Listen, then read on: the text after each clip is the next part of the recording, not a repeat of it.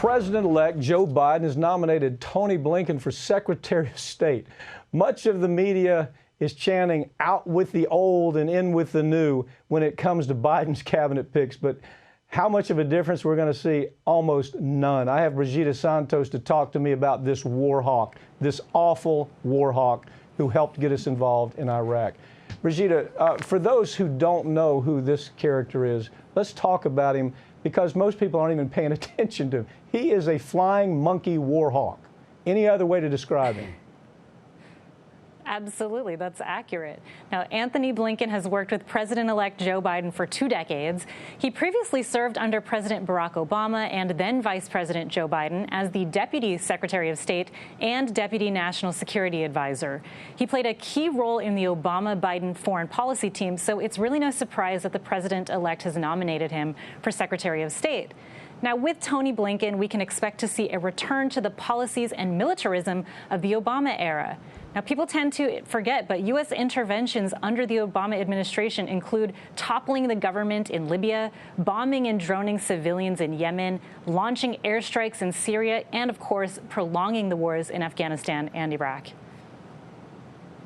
Well, this is, to be real, let's take it down to the facts. This is a guy who fought for us to invade Iraq knowing that it was all based on a lie.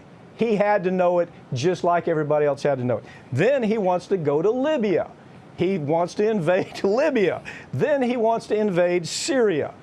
He opposed withdrawal for any soldiers in Afghanistan. He opposed the withdrawal there. He didn't want them coming out of Germany. Why? Because he is nothing more than a go-to boy for the arms industry. And Biden knows that, and he's going to appoint him anyway. How might a Secretary of State Blinken differ from Mike Pompeo, who, this guy wasn't a superstar either, but at least he wasn't a damn war hawk. What's your take? Well, I think Pompeo absolutely is a war hawk, but these leaders are united on militarism, so we really haven't seen much change in that department from administration to administration, as you've already pointed out in the open. Now, they're also unified on their alliances with Israel and Saudi Arabia and on their differences with Iran and China, even though their approaches might be different. Now, for example, Blinken says that he wants the U.S. to rejoin the Joint Comprehensive Plan of Action with Iran, a.k.a. the Iran nuclear deal, which the Trump administration abandoned. And they want to compete with China through multilateral agreements rather than forcing countries to choose doing business with Beijing or Washington. But like the Trump administration, the incoming Biden administration will likely continue sanctioning Iran and Russia and China also as it sees fit to accomplish certain goals. Now, there is one interesting thing that we should all be paying attention to over the next 4 years, and that's Washington's relationship with Saudi Arabia. The president-elect has vowed to stop selling weapons of war to Riyadh. We'll see if Tony Blinken helps carry out that campaign promise. But where Blinken truly differs from Secretary of State Mike Pompeo is on climate and health-related diplomacy. The Biden administration, of course, plans to rejoin the Paris Climate Accord and the World Health Organization as soon as possible. But how does that help us if we're picking fights all over the world, going to war, killing our young people in this country simply so the weapons industry, so Blinken can deliver on the weapons industry? Now, you differed with me on Pompeo. He's not, and I respect that. You don't think he's as much, you think he's the same war hawk that Blinken is. But at least Pompeo supported the idea, let's get out of Afghanistan. Let's end the war. Let's take some troops back out of Europe to where the EU understands that they have to stand on their own feet. We're not going to be there to rattle sabers. Blinken isn't as hawkish as Susan Rice, which Biden also reportedly considered for the job. But aren't these people that have just been up there, they're like gimps. Take them out of the box when you need them. These people have been there forever. And don't we say there is a new notion about how we ought to engage in world affairs? This guy doesn't do that for us at all.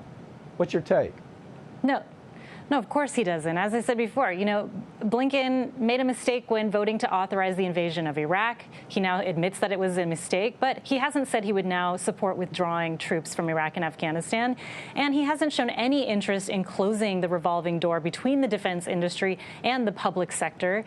Blinken will merely restore U.S. foreign policy to what it was prior to the election of Donald Trump, which is arguably something that got Donald Trump elected in the first place.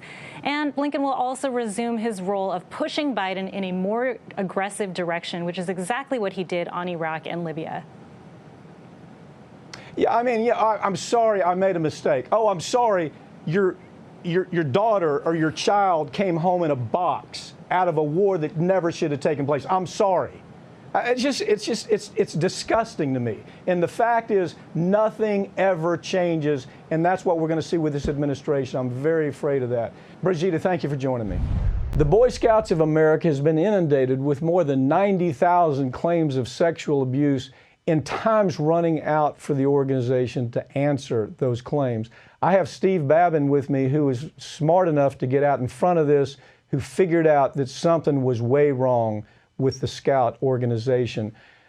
Steve, can you explain what these claims are alleging and how far back do they go? Yeah, Mike, these claims are alleging the most egregious thing there is. It's child sex abuse. And they go back to the 1950s or the 1940s. This is one of the most trusted American institutions that we've ever had, and we trusted this institution with our kids. And what we have found out is this has gone on for decades and decades and decades at numbers that are large enough to have the biggest sex abuse case in history, with over 90,000 victims filing claims in the Boy Scouts bankruptcy. Well, what caused this? It seems like a sudden flood of new allegations that nobody's talked about. Of course, we've seen it again and again with the media. It was like with the Catholic Church for so long, the media, corporate media, would not take on the Catholic Church. Same way with, the whole Weinstein kind of stories. The media was terrified by it because the media, the corporate media, will never stand up on issues that they should stand up on if there's any pushback. So I'm wondering, is it part of that caused this sudden flood of new allegations? Was it just the media, again, not doing their job? I think it's a number of things. I think, the media was not doing their job. That's one thing. I think that this is a case where it's young boys that were abused, and it's a case that, I've got over 1,000 clients, and this is a case that my clients didn't want to talk about. And what happened is there were sufficient cases filed. There were enough cases filed across the country where victims saw others stand up and have the courage to speak out against what happened. And, when there's more than one and there are many, it's easier for those victims to stand up. And that's what we had here, I think, is we had, a lot of men with the courage, and women with the courage to stand up about what happened to them and to speak the truth and to, explain that the Boy Scouts didn't do what they were supposed to do. They didn't take care of our children. And it was a result of a epidemic failure from the top down, without having proper policies or procedures in place, or safety procedures, or really anything. For many years, they had really nothing in place to safeguard our children's lives when they went with Boy Scouts camping and on trips that were overnight. No. What I wanted to get at, Steve, is I think back, and when we analyzed the whole Weinstein awful story, we found out that, for example, MSNBC was even NBC unwilling to do a story when there was overwhelming information, and they refused to do it because of their political contacts and because of the financial involvement. How was this one of the most prominent organizations in the country? How did they manage to get by without having anybody looking at them seriously for so long? What happened here? I think that it most certainly was swept under the rug. I know that I had clients that told members outside of their house about what happened, and there was no media on it. There were no court cases on it. Somehow there was the political power behind the Boy Scouts that enabled this to stay swept under the rug and to be kept quiet for decades. So you're heading up Ann Andrews. That, by the way, I will tell you, the team that you've put together, Ann Andrews, superb lawyer out on the West Coast. She's put together a program in bankruptcy, even though the Scouts they're trying to hide behind bankruptcy. Ann Andrews figured out a way to make these people responsible anyway. What you're trying to do in bankruptcy court, that's kind of a new thing, the way you're trying to handle this, isn't it? Isn't it something going forward could be important to all claimants, not just in the Boy Scout case? What's your take? I agree. I think it is. I think Ann Andrews is a brilliant lawyer. I think we've got a great team that she's put together with Adam Slater. It's the Coalition of Abused Scouts for Justice, and that's essentially the leadership group in this bankruptcy. And those are the lawyers that are going to get this case settled and get equitable, just compensation for all of the victims. But what she has put together and the team that she's assembled who sit in a leadership position in this case, there's really a lot of deep knowledge and wisdom and skill sets that come to the table to hopefully get some compensation on a quick timeline for our client.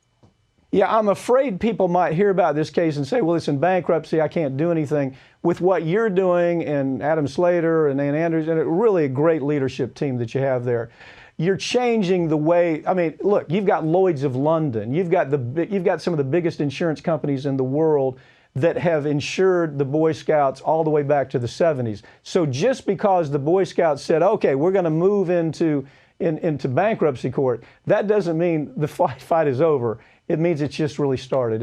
Isn't that what's happening here? The fight has really just started. I mean, the fight is really just started. I think the Boy Scouts have made clear that they know they made mistakes, but everyone's got to come to the table to make this settlement happen. That means the insurers, that means the local councils who have billions of dollars in assets that need to help fund this victims' compensation fund. But this has just started, and there are many parties that need to come to the table in order for us to get our clients just compensation.